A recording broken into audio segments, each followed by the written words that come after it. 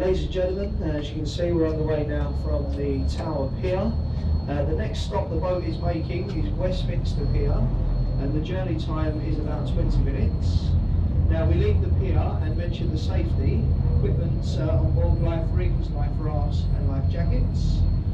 Toilets at the back of the boat, folks, downstairs. And if you are downstairs, there is an open top deck, and you'll see the sights of London better from the open deck. What we'll do, we'll turn the lights off downstairs in the saloon very shortly, as you get to the after, just so you can see it clearer.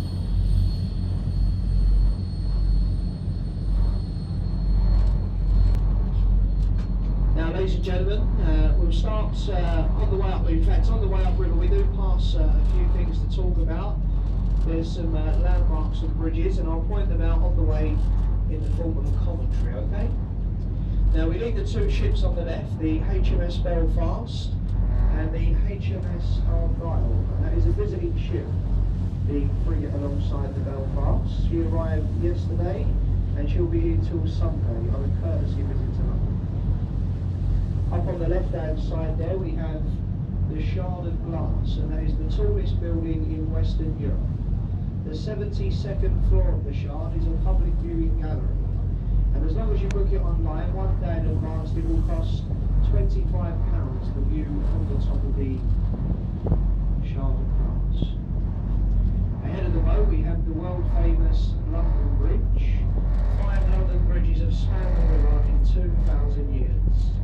The first one was built by the Romans. The previous bridge was sinking, and it was sold to an American businessman. And the old London Bridge today is in Arizona, out in America, where it spans Lake Havasu as a tourist attraction. Between the buildings on the right, there's a white column, and it's got a golden ball. The monument to the Great Fire of London. Designed to be a candle, they said it was a candle to start the fire in the Royal Bakery in Pudding Lane.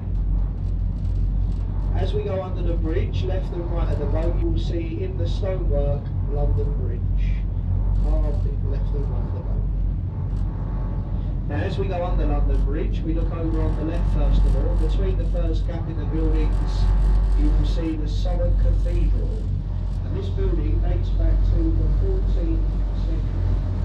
At the moment, it's undergoing a bit of work. There's some scaffolding around the tower, but you still get a view between the buildings. In the dockway on the left-hand side, there is a pirate ship, Sir Francis Drake's ship, the Golden Claim. Drake was the first person to sail around the world. He did so, it took him 3 years with a crew of 80 men. The ship, it's not a bottle, it's a real ship. It's been around the world, and it's open there in the back as a museum. The bridge ahead of us is Cannon Street Railway Bridge, and there's lots of new offices on the right. They're only about 2 years old. They're called Watermark Place. You see the train coming over the bridge, going into the station on the right, say the Cannon Street Railway. As we go under the bridge, if you look to the right, there is a glass box beneath the bridge. This is a relaxation spa and sauna. And sometimes you will see semi-naked people inside the box. Now they thought they was being clever, putting it under a bridge so no one could see in. Obviously forgetting about the boats that go by every 5 minutes.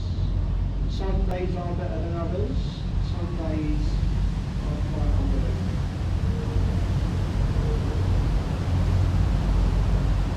In the containers on the right, London's household rush.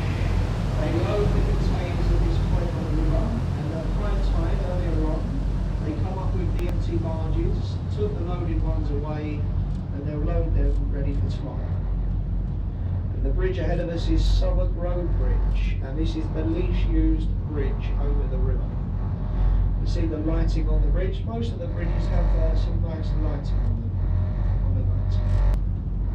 Now on the left hand side we've got a round building, it's got a thatched roof. That is the Globe Theatre of William Shakespeare.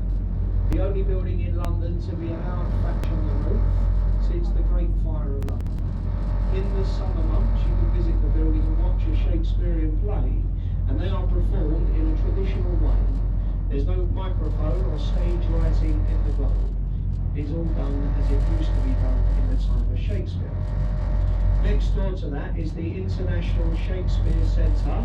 There's a nice restaurant and exhibition in that building. Now the bridge at this point is the Millennium Bridge, or better known as the Wibbly Wobbly Bridge. This bridge was opened on a Saturday morning by the Queen. It was closed the same afternoon by the police for being unsafe. Too many people on the bridge at once made it move. It was going about a foot in either direction. They shut it down, they re-strengthened it, renaming it the Wibbly Wobbly Bridge. Got the Tate Gallery of Modern Art on the left. That is the largest modern art gallery in Europe. And up there to the right, we have the Dome and the Golden Cross of St Paul's Cathedral, the masterpiece of Sir Christopher Wren. 35 years the building, completed in 1710. Above the dome, a viewing area, and you get a fine view over London from the top of St Paul's.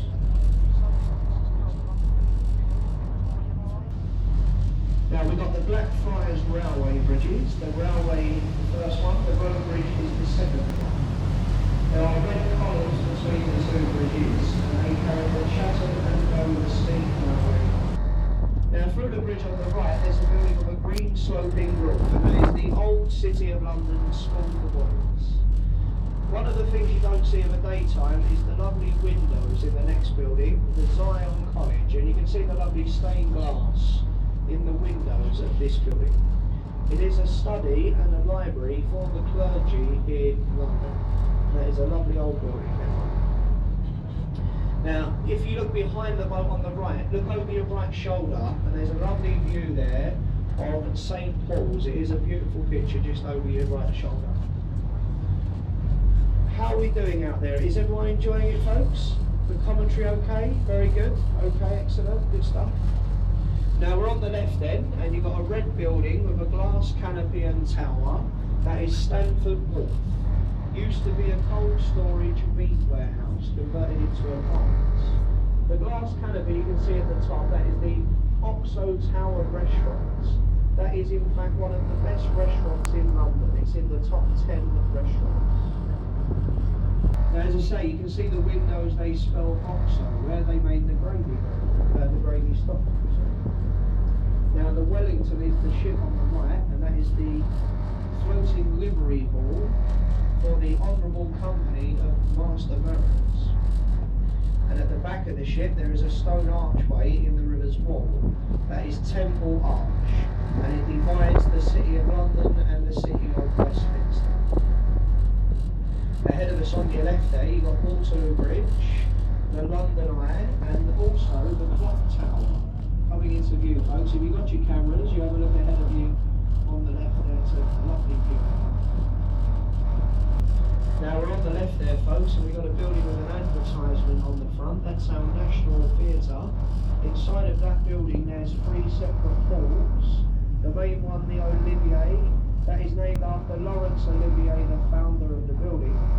Voted every year to be the ugliest building in London. And we'd probably agree, it's an ugly building. Now over on the right we have a lovely building, a very nice building, Somerset House, built in 1770 for the Dukes and Earls of Somerset. During the winter months they have ice skating at this building. So I think the last day is tomorrow, so you can still go ice skating there today. Now the bridge here, this is the Waterloo Bridge, better known as the Ladies' Bridge. Built by ladies in the Second World War. Whilst the men were at war fighting, the girls at home done all the construction, and the bridge here was one of them. And I'm sure we must agree, gentlemen, the ladies have made an excellent job.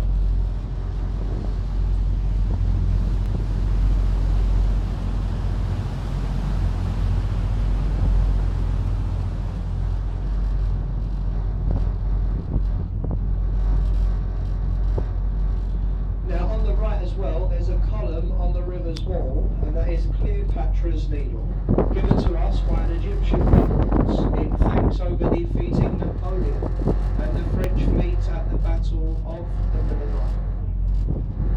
Over to your left, the Royal Festival Hall, built in 1951 for the Festival of Britain.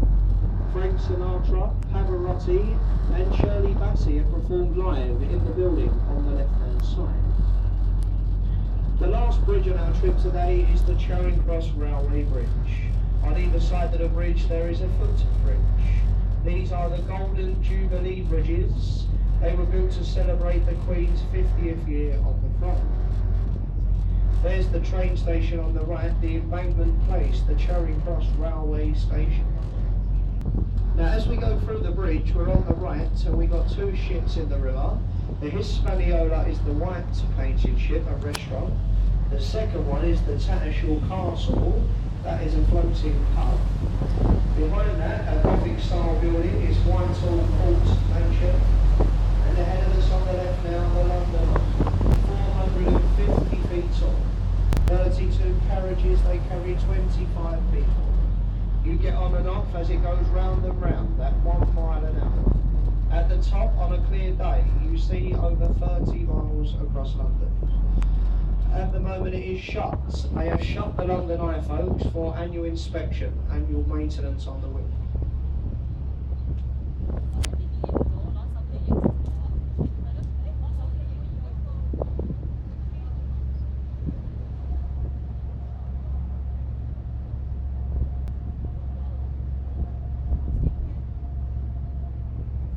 Now ahead of us on the right there, folks, we have the Palace of Westminster, and that is the seat to the British government. Now the clock tower, that is known around the world as Big Ben. Big Ben is only a nickname for the bell in the tower that chimes the hour. The real name of the clock, it is the Great Clock of Westminster. The bell in the tower is Big Ben. At the top of the clock tower there is a light shining. Can everyone see that light up there? What that tells you, folks, is that Parliament is still in session. So if they work when